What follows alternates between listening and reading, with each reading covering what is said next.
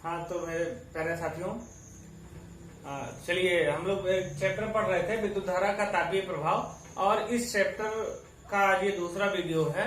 पहले वीडियो में आपने इस चैप्टर से संबंधित कुछ चीजों को, जैसे विद्युत ऊर्जा और विद्युत ऊष्मा क्या होता है, इन सब चीजों को आपने जान लिया। अच्छा सुनिए, विद्युत ऊर्जा ही विद्युत ऊष्मा है।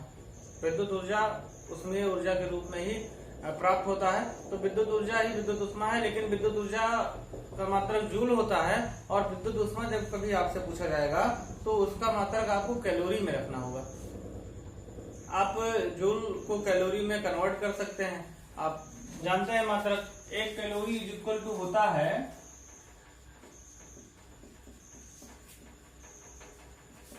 4.2 जूल। ठीक है, एक कैलोरी इक्वल टू होता है 4.2 जूल। इसी का उपयोग करके और आप अपने जूल को कैलोरी में कन्वर्ट कर देना। जैसे सपोज दैट लिखा है 100 जूल, 100 जूल है और आपको बताना है ऊष्मा। आपने डब्ल्यू निकाल दिया है, ये कार्य है या विद्युत ऊर्जा है, आपने डब्ल्यू का मान ज्ञात कर लिया और आपको क्यू का मान बताना है, विद्युत ऊष्मा का मान। तो इसको आपको कैलोरी में करना होगा। तो इसको 4.2 से आप डिवाइड कर दीजिए। अब ये बन जाएगा कैलोरी। अब ये कैलोरी में बन जाएगा।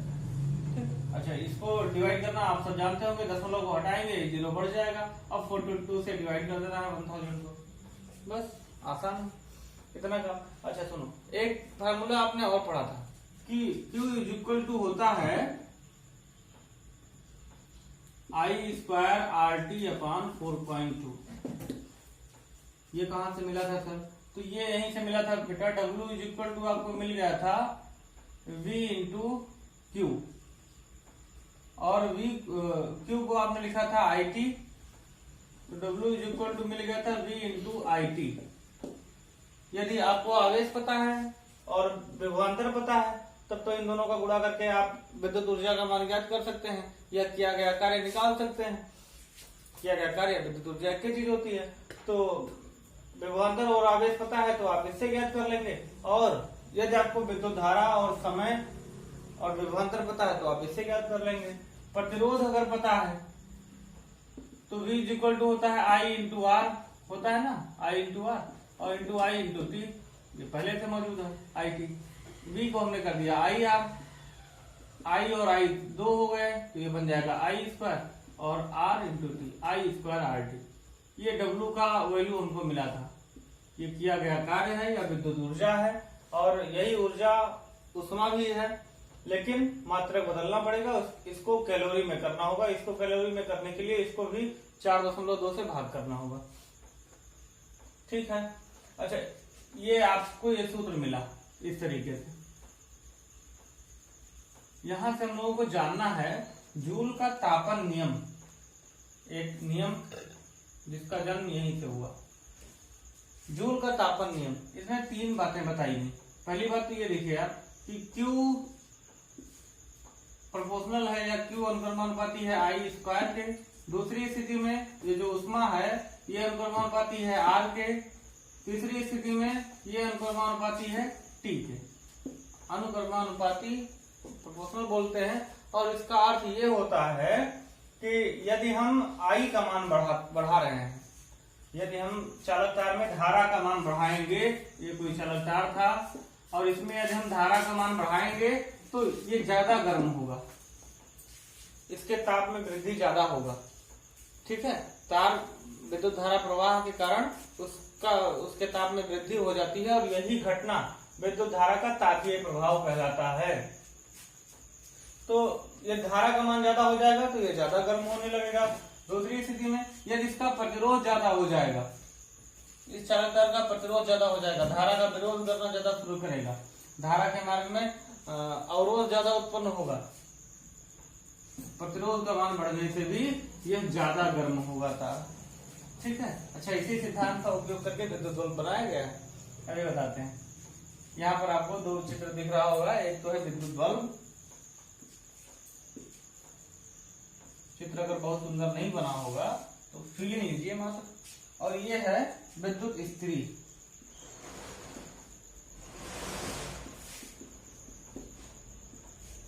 Electric press and electric bulb. तो ये जो है, जो ऊष्मा है I का मान बढ़ाने से बढ़ जाएगा, R का मान बढ़ाने से बढ़ जाएगा और T का मान बढ़ाने से बढ़ जाएगा। अब इसको जब हम लोग भाषा में लिखेंगे, जूल का तापन नियम यदि पूछा जा रहा है आपसे परीक्षा में, तो आपको लिखना होगा कि किसी चलक तार में उत्पन्न ऊष्मा उसमें प्रवाहित धारा के वर्ग के अनुक्रमानुपाती होता है। ये प्रवाहित धारा है I और ये इसका वर्ग है स्क्वायर। किसी भी चलक तार में उत्पन्न ऊष्मा उसमें प्रवाहित धारा के वर्ग के अनुक्रमानुपाती होता है। दूसरी बात आप लिखेंगे, किसी भी चलक तार में उत्पन्न ऊष्मा उसके प्रतिरोध के अनुक्रमानुपाती होता है। तीसरी बात, अच्छा सुनिए, जब आप इसको लिख रहे हो कि उसके धारा के अनुक्रमानुपाती होता है यदि R तथा T यानी कि प्रतिरोध तथा समय स्थिर हो, इसमें यदि लगा देना, यदि R, T स्थिर हैं, कांस्टेंट है, ये रुके हुए हैं, तो I स्क्वायर के अनुक्रमानुपाती रहेगा। R के अनुक्रमानुपाती होगा यदि I और T यानी कि धारा और समय स्थिर है। यदि I, T स्थिर हो, ये T के अनुक्रमानुपाती होगा, समय के अनुक्रमानुपाती होगा। या ज्यादा समय तक धारा प्रवाहित करेंगे तब भी ये तार ज्यादा गर्म होगा। क्यों? अच्छा, इसमें लिख देना यदि I, R स्थिर हो। ठीक है जी, ये 3 नियम आपको लिख देना है। इन 3 बातों को भाषा में भी लिखना है। चलक में उत्पन्न ऊष्मा उसमें प्रवाहित धारा के वर्ग के अनुक्रमानुपाती होता है यदि R यानी कि प्रतिरोध तथा समय स्थिर रहे। अच्छा, चलक में उत्पन्न ऊष्मा उसके प्रतिरोध के अनुक्रमानुपाती होता है यदि उसमें प्रवाहित धारा तथा समय स्थिर हो। चलक द्वारा उत्पन्न ऊष्मा उसमें प्रवाहित धारा के समय के अनुक्रमानुपाती होता है यदि धारा तथा प्रतिरोध स्थिर हो। इन 3 बातों को आप लिख देना, ये जूल का तापन नियम कहलाता है। ये 3 बात, ठीक है जी। चलिए हम लोग पढ़ते हैं विद्युत बल्ब के बारे में।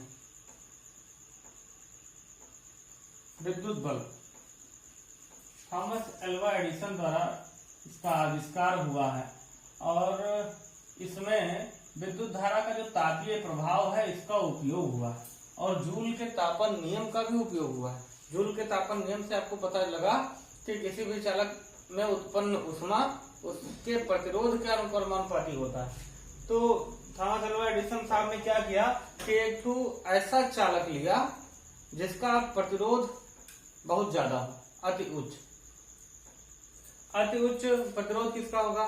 ऐसे धातु का होगा जिसका गलनांक अति उच्च हो। तो उन्होंने इसमें टंगस्टन का उपयोग किया।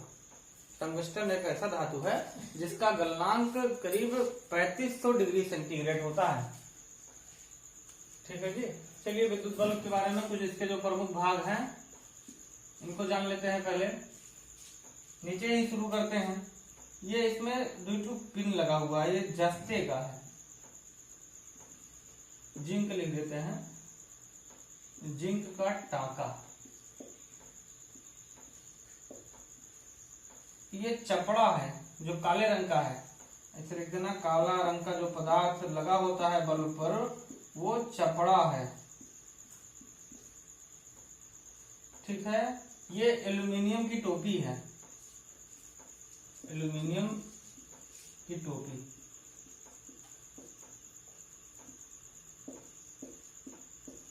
विद्युत बल्ब में 2 और चीजें होती हैं, इस दोनों ओर पिन लगा होता है, इन दोनों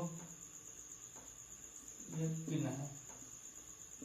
अच्छा, ये जो इसमें अंदर आपको कांच की नली दिख रही है, इसमें 2 मोटे तार होते हैं। कांच की नली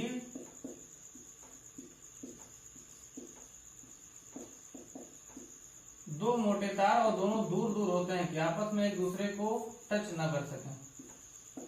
ये प्लस माइनस पॉइंट मान सकते हैं आप। इनके द्वारा धारा पहुंचता है यहाँ तक, तंतु तक इसके। ये इसको तंतु कहते हैं, इसका अंग्रेजी में कहते हैं फिलामेंट। ठीक है। तो ये विद्युत बल्ब के कुछ प्रमुख भाग हैं, इनका यूज बताते हैं। विद्युत बल्ब विद्युत धारा के तापीय प्रभाव पर आधारित एक उपकरण है जिसमें एक अति उच्च प्रतिरोध का धातु लगा होता है, जिसमें धारा प्रवाहित करने से वह अत्यधिक गर्म हो जाता है, फलस्वरूप हमको प्रकाश प्राप्त होता है। ठीक है, ये इसी तापीय प्रभाव पर आप जानते हैं कि कोई वस्तु अगर गर्म हो जाएगा, बहुत ज्यादा गर्म हो जाएगा, तो उससे हमको उष्मा के साथ साथ प्रकाश की भी प्राप्ति होती है। तो ये इसी सिद्धांत पर आधारित एक उपकरण है। यह कांच का एक खोखला गोले की तरह होता है और जिसके कुछ प्रमुख भाग निम्नवत हैं। पहला बात इसमें लिख दीजिएगा, तंतु एक उच्च गलनांक वाले धातु से बना हुआ चालक है जिसमें धारा प्रवाहित करने पर यह लगभग 1500 डिग्री सेंटीग्रेड से 2500 डिग्री सेंटीग्रेड तक ये गर्म हो जाता है। यह तंतु गर्म होने के कारण ही आपको प्रकाश की प्राप्ति होती है। ठीक, इसका ये तंतु टंगस्टन से बनाया जाता है जिसका गलनांक लगभग 3500 डिग्री सेंटीग्रेड होता है। टंगस्टन का गलनांक लगभग 3500 डिग्री सेंटीग्रेड।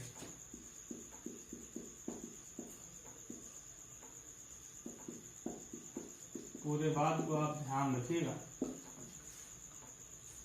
इसमें ये जो है तंतु दो मोटे तारों से जुड़ा होता है। ये मोटे तार दोनों पिन तक जाते हैं, ठीक, एक कांच की नली में विभक्त होकर के। अच्छा, और विद्युत बल्ब के अंदर का वायु निकाल करके निर्वात रखा जाता है। ये क्या है? ये निर्वात है,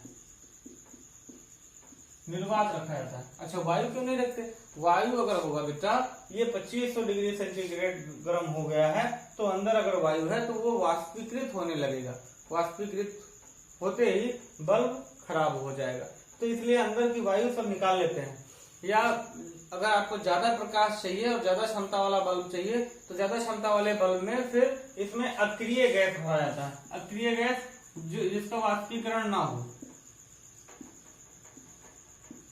अक्रिय गैस, इसमें नाइट्रोजन या आर्गन, इस तरीके से इसमें गैस भरे जाएंगे। ठीक है, ये विद्युत बल्ब की बात हो गई। चलिए जान लेते हैं विद्युत इस्त्री के बारे में। विद्युत इस्त्री का जो, चलिए नीचे से शुरुआत करते हैं। नीचे का ये लोहे का चादर बना हुआ है, लोहे का चादर लगा रहता है और लोहे के चादर पर क्रोमियम का पेंट लगा होता है। लोहे का चादर और इस पर लगा हुआ है क्रोमियम का पेंट। लोहे का चादर इसलिए रखते हैं क्योंकि लोहा उष्मा का सुचालक है, इससे उष्मा प्रवाहित होता है। अगर अंदर लगा हुआ जब तार गर्म हो जाता है तो वो लोहे को देता है, लोहा गर्म हो जाता है। अच्छा, लोहा गर्म हो गया तो ज्यादा उष्मा का क्षय ना हो, उष्मा वहां से ज्यादा बेकार न जाए, तो इस वजह से क्रोमियम का पेंट लगा देते हैं और उसके सतह को चिकना कर देते हैं। चलिए हिस्से को चिकना बना देते हैं क्रोमियम का पेंट लगा करके। ये एक कुचालक हत्था होता है, इसको कुचालक पदार्थ का लगाते हैं ताकि गर्म ना हो, कुचालक हत्था। और इसमें जो प्लेट है इसके ऊपर नाइक्रोम का तार होता है। ये सब तार किस चीज का है? नाइक्रोम का है, नाइक्रोम का तार। अच्छा सुनो, नाइक्रोम क्या है जी? ये निकिल और क्रोमियम, इसमें निकिल होता है 80% और क्रोमियम होता है 20%। दो धातु है, निकिल और क्रोमियम को मिला करके जो बनता है उसको कहते हैं नाइक्रोम। नाइक्रोम में निकिल की मात्रा 80% होती है और क्रोमियम की मात्रा 20% होती है। और इसमें प्रेस में अंदर नाइक्रोम का तार लगा होता है। जब हम इसको, ये दोनों पिन है, इससे करंट अंदर जाता है धारा प्रवाह के लिए है ये। जब हम इसको, इसमें धारा प्रवाहित करते हैं तो यह उच्च ताप पर गर्म हो जाता है। गर्म होने के कारण इससे जुड़ा हुआ जो लोहे का चादर है ये गर्म होता है लोहे का ज्यादा गर्म हो जाता है तो आप कहते हैं कि आपका इस्त्री गर्म हो गया, कपड़े प्रेस करने के लायक बन गया। अच्छा, इसमें ऊपर भी उष्मा आ सकता है, तो ऊपर की उष्मा हत्थे तक ना आए या उष्मा का क्षय ना हो, तो इसके लिए एस्बेस्टस का ऊपर एक परत चढ़ा देते हैं, इस तार के ऊपर एस्बेस्टस का परत और फिर उसके ऊपर वायु। तो इस कारण से नीचे की उष्मा ऊपर नहीं आ पाती, उष्मा का क्षय नहीं होता। ठीक है जी, ये इन दोनों चित्र को बना करके इसके बारे में जितनी भी बातें आप जान गए हैं, एग्जाम में अगर आता है तो इन्हीं सारी बातों को आपको हेडिंग डाल के रचना एवं क्रिया विधि और आपको लिख देना। ठीक, चलिए नोट कर लीजिए।